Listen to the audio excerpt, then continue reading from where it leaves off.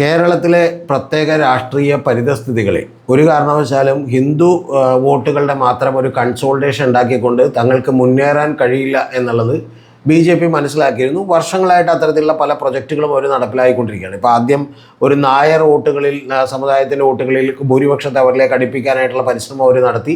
അതിന് NSSനെ പിടിക്കാൻ ശ്രമിച്ചു. പക്ഷേ NSSനെ പിടികിട്ടിയില്ല. പക്ഷേ എങ്കിൽ പോലും ആ NSSനകത്തേക്കുള്ള നിരവധി ചെറിയ ചെറിയ യൂണിറ്റുകളിലേക്ക്, ഏതാണ്ട് 20% വരുന്ന യൂണിറ്റുകളിലേക്കൊക്കെ കടന്നു കയറാനും കരയോഗങ്ങളിൽ നേതാക്കന്മാരുമാകാനും ഒക്കെ അവർക്ക് കഴിഞ്ഞു എന്നുള്ളതൊരു യാഥാർത്ഥ്യമാണ്. അപ്പോൾ അത് കഴിഞ്ഞ് ബി.ജെ.പി. വളരെ കൃത്യമായിട്ട് ഉണ്ടാക്കിക്കൊണ്ടുവന്നൊരു പ്രൊജക്റ്റാണ് നിങ്ങൾ അറിയേണ്ടത്. ഈഴവ വോട്ട് ബാങ്കുകൾ പിടിച്ചെടുക്കാനായിട്ട് ബി.ജെ.പിയുടെ പ്രൊജക്റ്റായിരുന്നു BDJS എന്ന് പറയുന്ന ഒരു രാഷ്ട്രീയ പാർട്ടി. അപ്പോൾ അതിന് ചെലവും കൊടുത്ത് കൃത്യമായിട്ട് അത്തരത്തിലുള്ള ഒരു പ്രൊജക്റ്റ് നടപ്പാക്കുകയും ഒരു ഈഴവ വോട്ട് ബാങ്കുകളിൽ ഒരു വിള്ളലുണ്ടാക്കാൻ അവർക്ക് കഴിയുകയും അതിൽ കുറച്ചെങ്കിലും ആളുകളെ ഒരു പൊളിറ്റിക്കലി അവരുടെ ഭാഗത്തേക്ക് ആക്കാനൊക്കെ കഴിയുകയും കഴിഞ്ഞ ലോക്സഭാ തെരഞ്ഞെടുപ്പിൽ വലിയ നേട്ടമുണ്ടാക്കാനും ഒക്കെ കഴിഞ്ഞു എന്നുള്ളതൊരു വാസ്തവമാണ്. അതിപ്പോൾ ശോഭാ സുരേന്ദ്രനിലൂടെയും B. മുരളീധരനിലൂടെയും കുറച്ചൊക്കെ സുരേഷ് ഗോപിക്കൊക്കെ തന്നെ അത്തരത്തിലുള്ള പ്രയോജനങ്ങൾ കിട്ടി എന്നുള്ളതൊരു യാഥാർത്ഥ്യമാണ്. അപ്പോൾ ഇതേപോലെ തന്നെ ബി.ജെ.പിയുടെ എക്കാലത്തെയും ഒരു വലിയ പ്രൊജക്റ്റാണ് കാസ എന്ന് പറയുന്നൊരു സംഘടനയും അവരുടെ ഈ പറഞ്ഞ പോലെ ഇടപെടലുകളും ഒക്കെ തന്നെ. അപ്പോൾ അവർ കഴിഞ്ഞ തവണ ഇത്തവണ അവരത്ര വലിയ സാഹസത്തിന് മുതിരുന്നില്ല. കഴിഞ്ഞ തവണ അവർ ലോക്കൽ ബോഡിയിലൊക്കെ തന്നെ അവരൊരു രാഷ്ട്രീയ പാർട്ടി രൂപീകരിക്കും എന്ന് പറഞ്ഞിരുന്നു. എന്തായി നമുക്കറിയാൻ പാടില്ല. കാരണം ഈ ഫേക്ക് ID-കളൊക്കെ രൂപീകരിക്കുന്ന പോലെ, ഇമെയിലൊക്കെ ഉണ്ടാക്കുന്ന പോലെ എളുപ്പമല്ലല്ലോ രാഷ്ട്രീയ പാർട്ടി രൂപീകരിക്കണം. അതുകൊണ്ട് അതൊന്നും നടന്നില്ല. പക്ഷേ പിന്നീട് എന്ത് ചെയ്യുന്നു വെച്ചിട്ടുണ്ടെങ്കിൽ അവർ ബി.ജെ.പിയെ പരിപൂർണമായിട്ട് സപ്പോർട്ട് ചെയ്യുന്ന ലെവലിലേക്ക് എത്തി. ആദ്യം ബി.ജെ.പിയെ സപ്പോർട്ട് ചെയ്യാതെ ഇൻഡയറക്റ്റായി സപ്പോർട്ട് ചെയ്തു. പിന്നെ ഏറ്റവും ഒടുവിൽ പൂച്ചു പുറത്തു വന്നു. കാരണം ബി.ജെ.പിയെ നേരിട്ട് സപ്പോർട്ട് ചെയ്യാൻ തുടങ്ങി. അപ്പോൾ അങ്ങനെയുള്ള പ്രൊജക്റ്റുകളൊക്കെ തന്നെ അവർ നടപ്പിലാക്കി.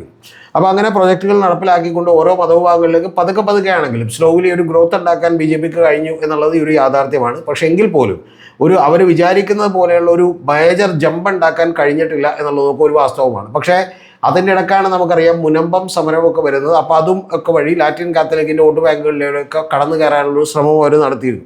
കാരണം ഹിന്ദു പ്ലസ് ക്രിസ്ത്യൻ ആ രണ്ട് കമ്മ്യൂണിറ്റികളെങ്കിലും പിടിച്ചാലല്ലാതെ കേരളത്തിൽ ഒരു നേട്ടമുണ്ടാക്കാൻ കഴിയില്ല. കാരണം പ്രത്യേകിച്ച് ഒരു 10-30% വരുന്ന കമ്മ്യൂണിറ്റി എന്ന് പറയുന്നത് മുസ്ലിമാണ്.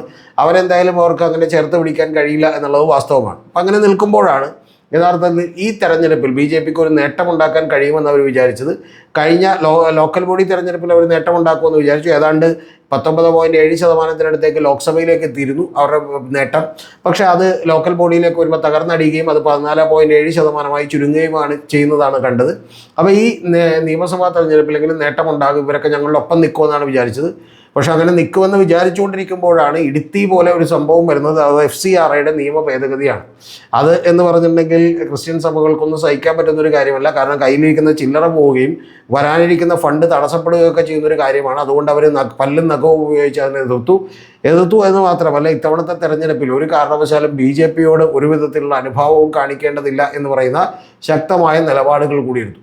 അപ്പോൾ ഇത്തരത്തിലുള്ള നിലപാടുകളൊക്കെ എടുത്തതിൻ്റെ ഭാഗമായി എന്ത് സംഭവിച്ചു എന്ന് ചോദിച്ചാൽ ഈ ക്രിസ്ത്യൻ ഔട്ട്റീച്ചിലേക്ക് വലിയ സംഭാവന നൽകാൻ കഴിയുമെന്ന് ബി.ജെ.പി. കരുതിയ ആളുകളാണ് പലരും.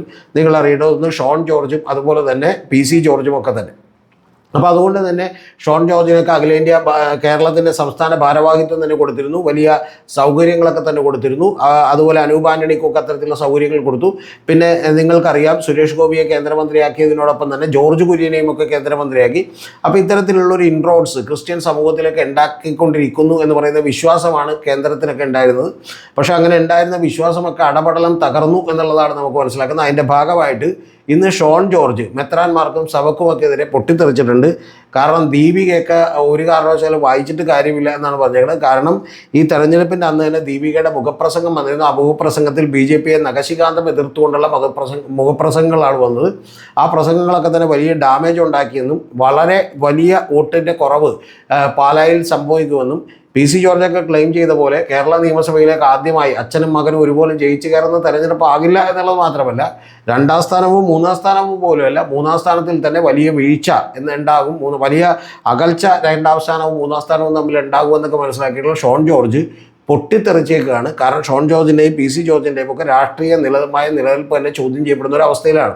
അപ്പോൾ അതുകൊണ്ട് സഭക്കെതിരെയും ഈ പറയുന്ന പോലെ ദീപികക്കെതിരെയും ഒക്കെ അവർ പൊട്ടിത്തെറിച്ചുകൊണ്ട് പറഞ്ഞേക്കണത് ഞാനിനി അമിത്ഷായോട് എന്ത് പറയും എന്നുള്ളതാണ്. എന്ന് പറഞ്ഞാൽ അമിത്ഷാ ചോദിക്കുകയാണ്, ഇവർക്കൊക്കെ വേണ്ടിയാണോ നിങ്ങൾ ഈ പറയുന്ന പോലെ ഇത്രയും വാദിച്ചുകൊണ്ടിരുന്നത് എന്ന് ചോദിച്ചാൽ എന്ത് പറയും എന്നാണ് ചോദിച്ചത്. കൂടാതെ ഷോൺ ജോർജ് പറഞ്ഞേക്കുന്നത് അവരുടെ ഏതൊരു ആവശ്യത്തിനും ഞാൻ ഓടിച്ചെന്നുകൊണ്ടിരുന്ന ഒരാളാണ്, പക്ഷേ എന്നെ തിരിച്ച് സഹായിച്ചില്ല, ഇത് വളരെ വൃത്തികെട്ട നിലപാടായി പോയി എന്നുള്ളതാണ്.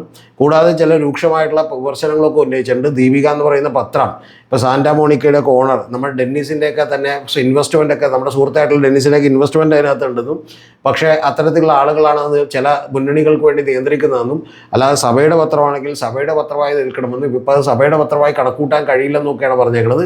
കൂടാതെ അങ്ങനെയാണെങ്കിൽ അതായത് പി സി ജോർജ് ഒന്ന് കുറച്ചുകൂടി കടത്തി പറഞ്ഞിട്ടുണ്ട്, മെത്രാന്മാരും അതുപോലെ ബിഷപ്പുകളും ഒക്കെ രാഷ്ട്രീയം പറയുകയാണെങ്കിൽ രാഷ്ട്രീയമായി തന്നെ എതിർക്കേണ്ടി വരും എന്ന് പറഞ്ഞിട്ടുണ്ട്. നേരത്തെയും അദ്ദേഹത്തിൻ്റെ ഈ സൂചനകളൊക്കെ നേരത്തെ കിട്ടിയതാണ്, പിന്നെ അദ്ദേഹം പൊട്ടിത്തെറിച്ചില്ല എന്ന് മാത്രമേ ഉള്ളൂ. കാരണം അദ്ദേഹം ഏതാണ്ട് 4-5 ദിവസങ്ങൾക്ക് മുമ്പ് തന്നെ പറഞ്ഞിരുന്നു, ഈ മെത്രാന്മാരെ കിടന്ന് കൂടുതൽ ചാടണ്ട, ബി ജെ പി എടുത്ത് തലയേക്കയറ്റി വെച്ചേക്കാണ്, വെറും 2.5% ആളുകളെ ഉള്ളൂ എന്നുള്ളതാണ് പറഞ്ഞേക്കുന്നത്.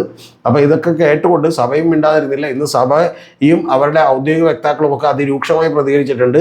പി സി ജോർജൊക്കെ ഒരു പാപോയ കോടാലിയാണ്, അദ്ദേഹത്തൊന്നും ആരും മൈൻഡ് ചെയ്യുന്നില്ല എന്നുള്ളതൊക്കെയാണ് പറഞ്ഞേക്കുന്നത്. എന്ന് പറഞ്ഞാൽ ഇവർ തമ്മിലുള്ള ഭിന്നത ഏതാണ്ട് വളരെ പരസ്യമായി പുറത്തേക്ക് വന്നിരിക്കുന്നു. അതിൻ്റെ അടിസ്ഥാനപരമായ കാരണം രാഷ്ട്രീയമായി തന്നെ പി സി ജോർജിൻ്റെയും അതുപോലെ ഷോൺ ജോർജിൻ്റെയും ഒക്കെ നിലനിൽപ്പ് തന്നെ അപകടത്തിലാവുന്നു എന്നാണ്. അത് ബി ജെ പിക്കുള്ളിൽ പോലും വലിയ പ്രാധാന്യം ഇനി ലഭിക്കില്ല എന്നുള്ളതാണ് ഏറ്റവും പ്രധാനപ്പെട്ട കാര്യം. അതിന് കാരണം നിങ്ങൾ അറിയേണ്ടത് ബി ജെ പിയുടെ ഒരു ചരിത്രം എടുത്തു വെച്ച് നോക്കിയാൽ ബി ജെ പിയിലേക്ക് പല കാലത്തും പലരും കടന്നു വരികയും അവരെയൊക്കെ തന്നെ ബി ജെ പി ഒന്ന് യൂട്ടിലൈസ് ചെയ്യാൻ പറ്റുമോ എന്ന് നോക്കുകയും അതിനുശേഷം അവരെ മൈൻഡ് ചെയ്യാതെ വിടുകയും ചെയ്യുക എന്നുള്ളതാണ് ബി ജെ പിയുടെ രീതി. കാരണം ലാഭമില്ലാത്തൊരു പണിക്കും അവർ നിൽക്കാറില്ല. ഇപ്പം നമുക്കറിയാം മെട്രോമാനായിട്ടുള്ള ഈ ശ്രീധരൻ അവർ കൊണ്ടുവന്നു, ഒരു തെരഞ്ഞെടുപ്പിൽ മത്സരിച്ചു, പക്ഷേ ജയിക്കാൻ കഴിയാത്തതുകൊണ്ട് പിന്നെ അവർ ഒഴിവാക്കി. പുള്ളിയാണെങ്കിൽ മുഖ്യമന്ത്രിയാകാനും എം.എൽ.എ ആകാനും ഒക്കെ ഓഫീസ് തുടങ്ങിയിട്ടുള്ള ഒരാളാണ്. രണ്ടാമത്തേത് നമുക്കറിയാം അൽഫോൺസ് കണ്ണന്താനം. നിങ്ങളൊക്കെ ഓർക്കുന്നുണ്ടാവും അൽഫോൺസ് കണ്ണന്താനത്തിൻ്റെ ഭാര്യയുടെ ഡയലോഗൊക്കെ തന്നെ. കാരണം ഇതൊന്നും ടി വിയിൽ വരുന്നില്ലല്ലോ അല്ലേ എന്ന് ചോദിച്ച ഡയലോഗ് നിങ്ങൾക്ക് ഓർമ്മയുണ്ടാവും. കാരണം 10-30 മിസ്ഡ് കോളുകൾ, അതായത് പ്രധാനമന്ത്രി നരേന്ദ്രമോദി കുത്തിയിരുന്ന അൽഫോൺസ് കണ്ണന്താനത്തെ വിളിക്കുകയാണ്, കണ്ടില്ലെങ്കിൽ പുള്ളി ശ്വാസം മുട്ടി എന്തെങ്കിലും സംഭവിക്കുമോ എന്നുള്ളതൊക്കെ വിളിച്ചുകൊണ്ടിരിക്കുകയാണെന്നുള്ള ഡയലോഗ് നമ്മൾ കേട്ടിരുന്നു. അപ്പോൾ അങ്ങനെയുള്ള ഡയലോഗൊക്കെ കഴിഞ്ഞതിന് ശേഷം ശരിക്കും പറഞ്ഞാൽ കുറച്ച് നാൾ അൽഫോൺസ് കണ്ണന്താനം കേന്ദ്രമന്ത്രിയായിരുന്നു. പിന്നീട് അദ്ദേഹത്തെ ഒഴിവാക്കി. കാരണം അദ്ദേഹത്തെ പിടിച്ചതുകൊണ്ടൊന്നും ക്രിസ്ത്യൻ ഇൻട്രോഡ്സ് ഉണ്ടാക്കാൻ പറ്റില്ല, ആ സമുദായത്തിനകത്തേക്ക് വിള്ളൽ ഉണ്ടാക്കാൻ പറ്റില്ല എന്ന് മനസ്സിലായി. അതുപോലെ തന്നെയുള്ള ഒരു പരീക്ഷണ വസ്തുക്കളാണ് യഥാർത്ഥത്തിൽ ഷോൺ ജോർജും അതുപോലെ പി സി ജോർജും ഒക്കെ തന്നെ. കൂടാതെ ഇപ്പോൾ കിറ്റക് സാബുവും ഒക്കെ തന്നെ അത്തരത്തിലുള്ള ഒരു പരീക്ഷണത്തിൻ്റെ ഭാഗമായി അവർ കൊണ്ടുവരുന്നതാണ്. പക്ഷേ അതുകൊണ്ട് മിക്കവാറും വോട്ടുകൾ കുറയും എന്ന് പറയുന്ന തിരിച്ചറിവിലേക്ക് ബി ജെ പി എത്തിയാൽ നിഷ്കരണം ഇവരെയൊക്കെ തട്ടിക്കളയാൻ ബി ജെ പി എന്ന് പറഞ്ഞാൽ തട്ടിക്കളയാൻ രാഷ്ട്രീയമായി ഇവരുടെ പാർട്ടിയിൽ നിന്ന് ഇവരെ തട്ടി മാറ്റാനായിട്ട് ബി ജെ പി ശ്രമിക്കും എന്നുള്ള കാര്യത്തിൽ, അല്ലെങ്കിൽ ബി ജെ പി അതിന് തയ്യാറാകുമെന്നുള്ളത് നമുക്ക് എല്ലാവർക്കും അറിയാവുന്നൊരു കാര്യമാണ്. ഇപ്പോഴും അവർ ജോർജ് കുര്യനെ മന്ത്രിയായി നിലനിർത്തുന്നതും അത്തരത്തിലുള്ളൊരു പർപ്പസിന് വേണ്ടിയാണ്. പക്ഷേ ആ പർപ്പസുകൾ നിർവഹിക്കാനൊക്കെ മിടുക്ക് ഇവർക്കില്ലെന്നുണ്ടെങ്കിൽ ഇവരെപ്പോൾ വേണമെങ്കിലും ഒഴിവാക്കപ്പെടും എന്നുള്ളതറിയാം.